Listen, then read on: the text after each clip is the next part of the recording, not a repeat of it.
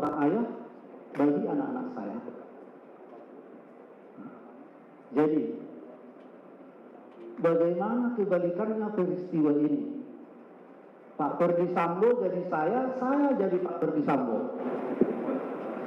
Dengan begitu sadis, nyawa anak saya ataupun nyawa anak dia saya ambil secara paksa di rumahnya sendiri.